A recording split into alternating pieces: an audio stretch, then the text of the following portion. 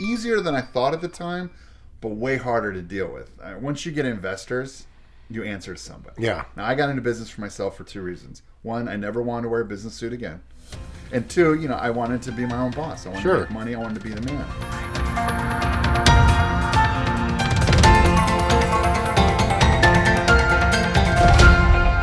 Welcome to Experts and Authorities. I'm your host, Conrad Negron. We've got a great show planned today. Today we have Heath Scarinci of Impression Design. Welcome, Heath. Thank you. How are you? Having me. I'm good. Great. Heath, let's take a short look back, and then we'll take a long look forward. How long have you been in business? You founded your company as an entrepreneur, back in... 1998. 98. Right out of college. I was a year out of college, and I was scared to death to go on my own, but I feel like I never wanted to wear a suit. I never wanted to work for anybody, and I could probably make more money. Well, that's good. So how did Impression Design come? Was it the web? Was it the printing? Was it the...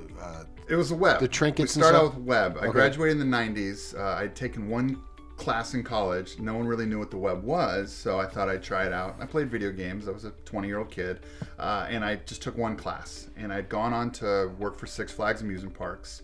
We didn't have much of a budget, so they asked me if I could try making a website. They gave me a credit card. They said, go to the store, buy a computer, buy a book, figure out how to make a website. Wow. And I did that. And my boss told me, you could have made $20,000. So I think I quit that Friday. And she and I actually started the company together in 1998. And she worked on the graphics and I worked on the websites. And it was so new at the time, we were trying to explain what a website was. People really didn't know. The only people that had websites were huge companies. No normal business had a website. So that's how we got started. So the progression over, let's say the year 2000, Y2K. You obviously survived it. Yes. We obviously survived it. I think so. Either that, we're all living in a machine. Did you really think at that time that everybody was so scared? Again, technology, the web was just getting going, the internet was starting to happen. What was your take on Y2K night? Well, for me, I've always been very ahead of the curve. So when something comes out, technology, a new toy, I get it right away. And so I'm always too early. I've invested or worked with a lot of technology that I thought was going to be the next big thing, and that completely fell flat. Y2K, everyone was freaking out about it. We were in the computer industry, and people had genuine concerns, and they really thought the end of the world, especially with computers taking over.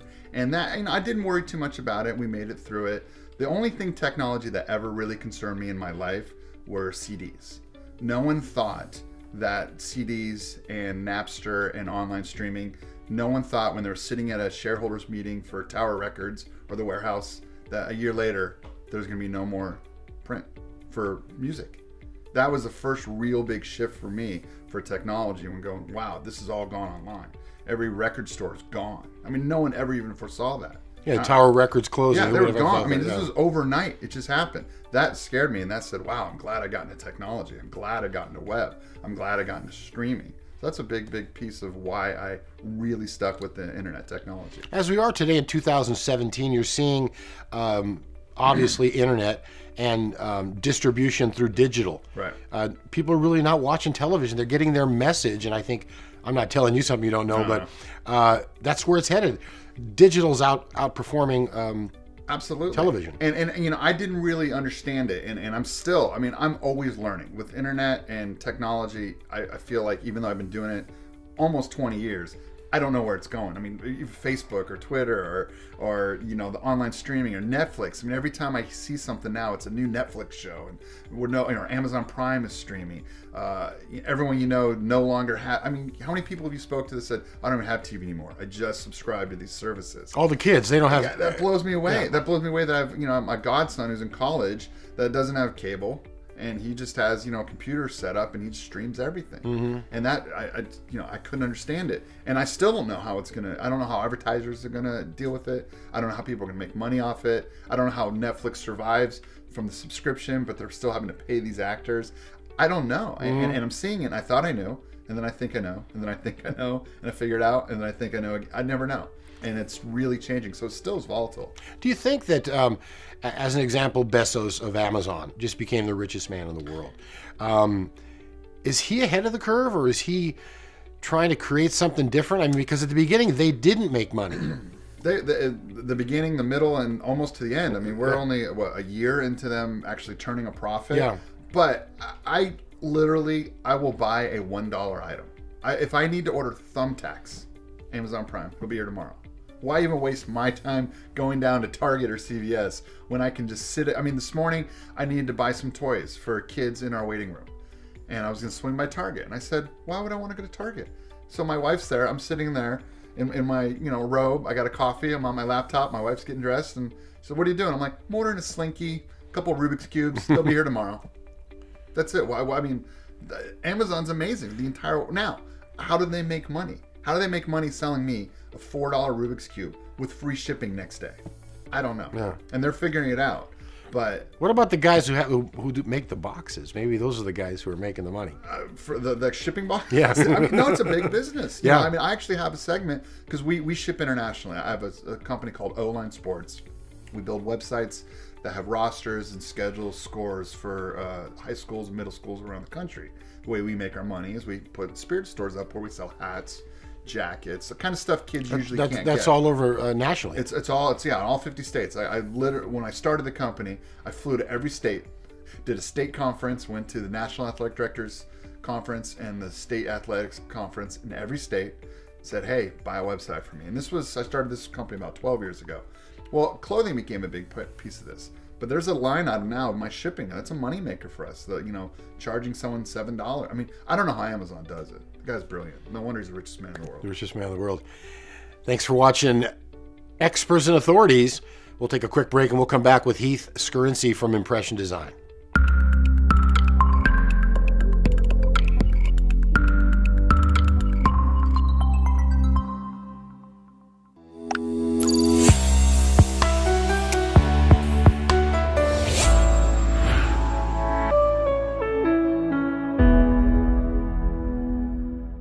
Welcome back to Experts and Authorities.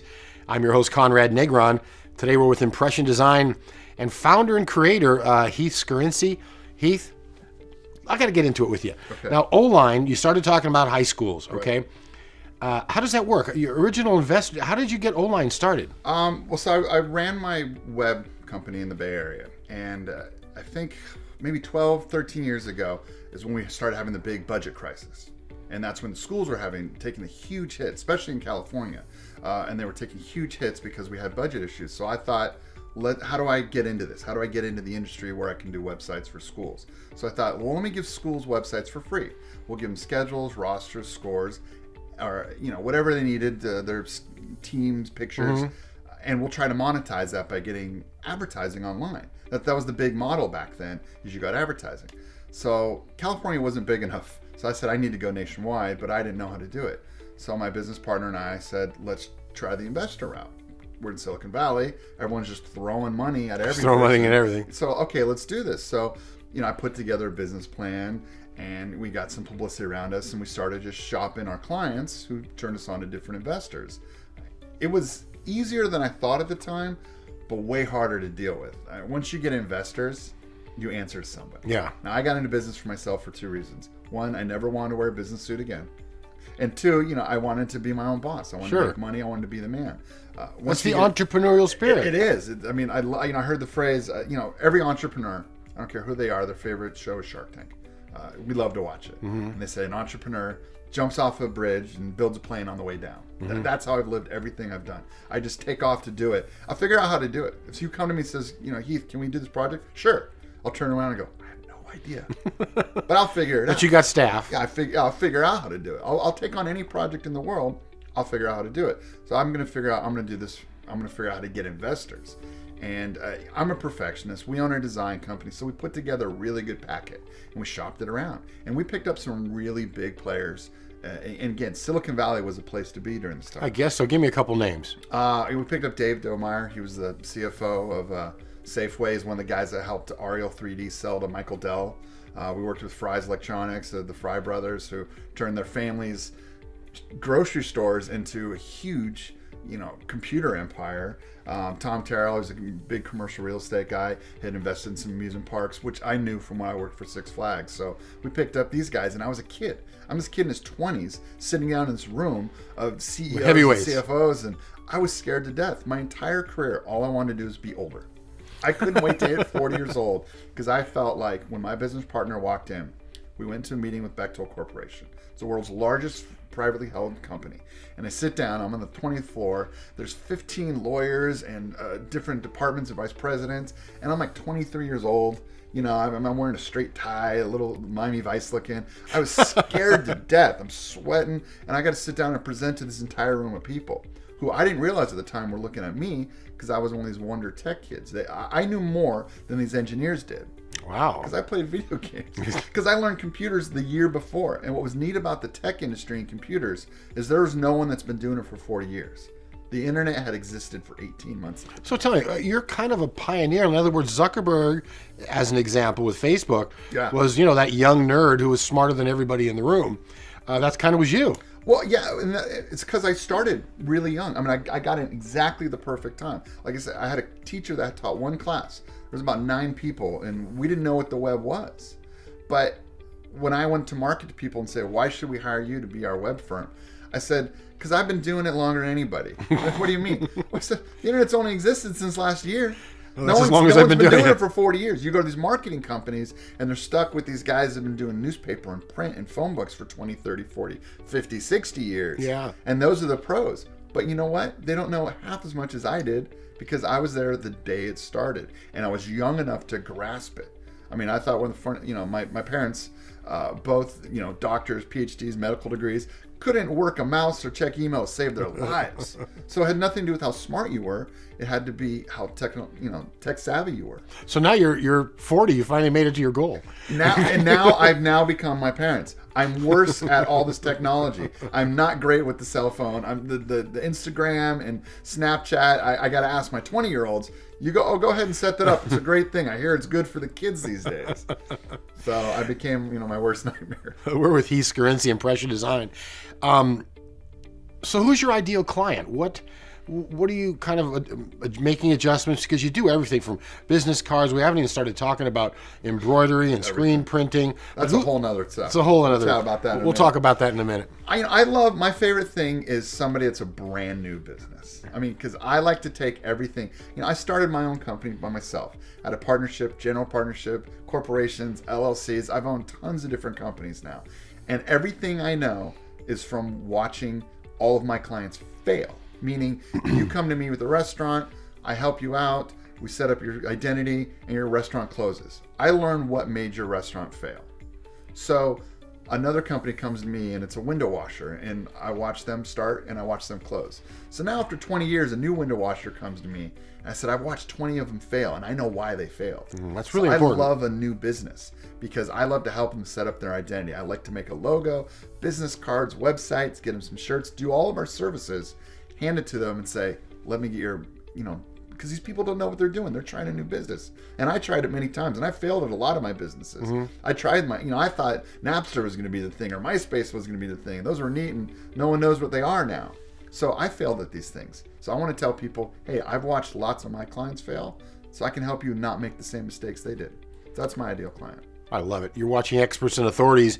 I'm your host, Conrad Negron. We're going to come back with Heath and learn a little bit more about how entrepreneurs fail, but they get back up on their feet and they show really major success.